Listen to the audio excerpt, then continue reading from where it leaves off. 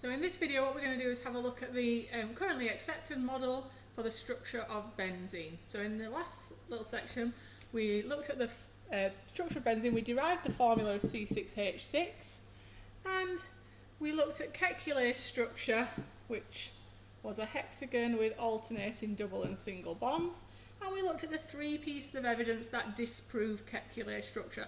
Pause the video now and see if you can remember the three pieces of evidence that disprove Kekulé's structure. So there we go, they were the three bits of evidence. It does not decolorise bromine water, so it can't have double bonds. All the carbon-carbon bond lengths are the same length, so again it can't have alternating double and single bonds. And the enthalpy of hydrogenation shows that it's more stable than Kekulé's structure. So what does it look like? Well, the first thing that we're going to do is accept that it is a ring of 6 carbons. So it is a ring of 6 carbons, each one with a hydrogen. So let's just have a look at that as a structure. So here we go, I've taken that ring and I've kind of tilted it so that it's flat. What could you tell me about the angles around each carbon? If there are 3 bonds, what's the angle? So if there are 3 bonds, then the angles around here are 120 degrees. 3 things spread out. Now if it's 120 degrees, the name of that shape is trigonal planar. And so this structure is actually flat at the moment. So if we remove those carbons and hydrogens just to tidy it up, so we turn it into skeletal formula just to tidy it up, what will it look like? So there we go, we've removed the carbons and the hydrogens and we've tidied that structure up a little bit just to get rid of some of the extra stuff. Now if each carbon has only made 3 bonds and carbon's in group 4 of the periodic table, what we know is that there's 1 electron still not accounted for. And where is that 1 electron? What sort of orbital is that in? So what block of the periodic table is carbon in? What would that electron be sitting in? Which part of its electron configuration is that leftover electron sitting in? So have a think about, maybe think back to alkenes and when you looked at the structure of an alkene. So each one of those electrons is sitting in a p orbital, and that p orbital is perpendicular at 90 degrees to the plane of this ring, so it's sitting up and down. Now, the p orbital, the electrons in this p orbital here are able to, this p orbital and this p orbital, so this p orbital and this p orbital are able to overlap each other. So if I were to, we've spaced it out so it looks neat and tidy, but if I was to draw that a little bit closer together, you can imagine these two C's are sitting next to each other in the ring, and there's a p orbital, and then there's another p orbital on the next one, and they're touching each other. And when they're touching, they're overlapping, the electron can move from one p orbital to the next. And that is how a double bond would form in an alkene.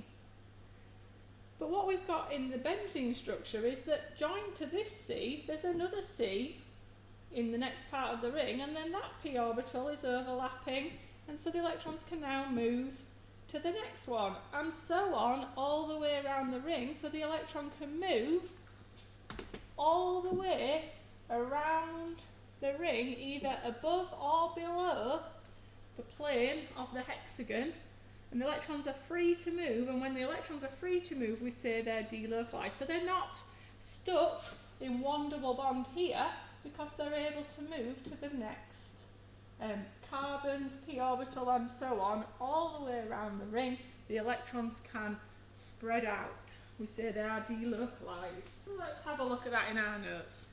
We've got a little structure here, and we've got our carbon ring. Remember that each one of these does have a hydrogen, but it's a skeletal formula. These are p orbitals. And p orbitals overlap sideways, so on their side, to create a pi bond. So p orbitals overlap to create a pi bond, and that pi bond is above and below the ring.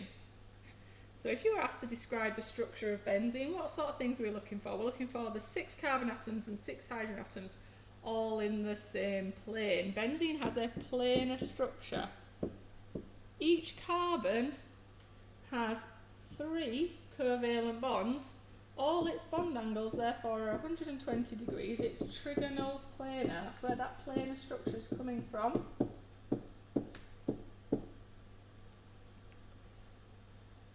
the 6 carbon-carbon bonds, we've already said in our little bit of evidence in the last video, are intermediate. They're in between double and single bonds. They're longer than double but shorter than single. So if they've only made 3 bonds, each carbon has a spare electron in a p orbital, and these p orbitals overlap sideways above and below the ring to form a pi bond. And this is one of the most important things in the benzene structure.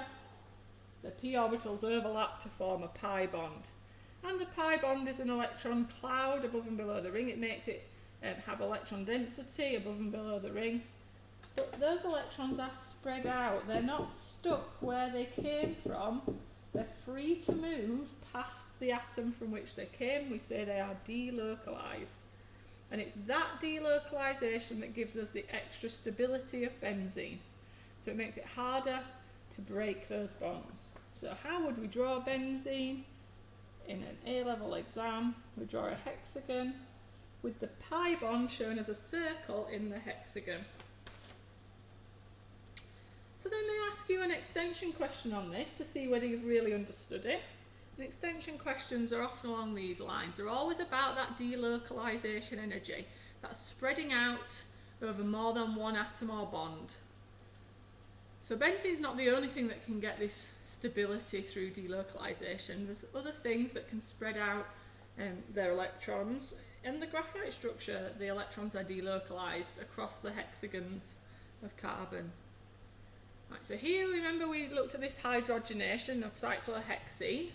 Now think about this one. If you're in an exam, is that pi bond, because remember that the double bond is the pi bond, is that pi bond, is it localized or delocalized? Are the electrons in it spread out over more than one atom or bond, or are they fixed in an atom or a bond? So this is one place, one bond, so those pi electrons are fixed in that bond. And so we'd say that they were localized. So how does the pi bond arise?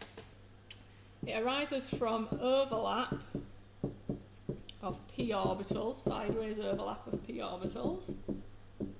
And are those pi bond electrons localized or delocalized? Well, they're fixed in one place, so they're localized in one bond. Right, now let's have a look at these other two. So if I was in an exam and I was trying to decide if something was localized or delocalized, I'd almost have to try and draw on the p orbitals for myself and think, right, they're just together. That's one, that's localized. Let's have a look at these two. Got this one, so I would have had p orbitals here to make this pi bond. I would have had p orbitals here to make this pi bond. Can the electrons in this bit of the p orbital here, can they get over there? No, there's a big gap. Can't get past this atom here that has 2 hydrogens on it. There's a gap. If I were to do the same to this structure, then we can see that this p orbital overlaps with this one, but this one could overlap with this, and this could overlap with that. Now, they don't draw structures like this, but you could imagine that you've got this kind of pi bond extending around those 1, 2, 3, 4 atoms and 3 bonds, and so we'd say that was delocalized. We wouldn't ever draw like a horseshoe like that in this context, but that is essentially what's going on. So cyclohexyl-1,4-diene has got localized pi bonds, but cyclohexyl-1,3-diene has got delocalized pi bonds, and that changes their nature of their reactions because it changes their stability.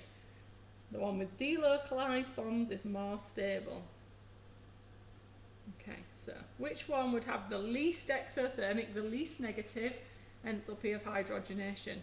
And remember, when it's got the least exothermic value, it's the most stable. The most exothermic would be the least stable.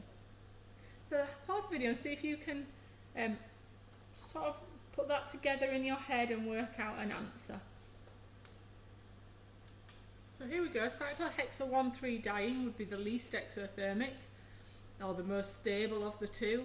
because that separation of the double bonds by single bonds means that the pi bonds become localised, they can't spread out, whereas in the cyclohexyl 1,3 triene they are delocalised, and delocalisation provides stability. Let's just have another little think about that in terms of values.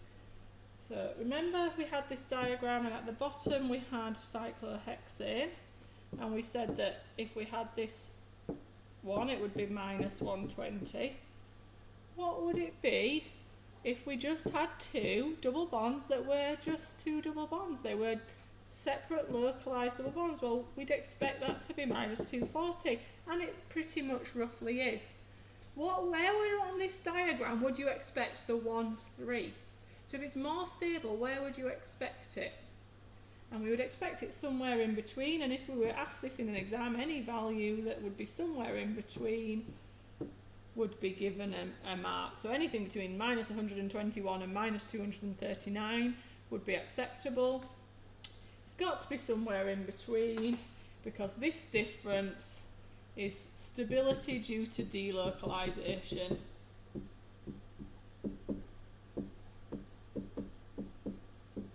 This is a little video on the structure of benzene and what delocalized electrons do for that structure.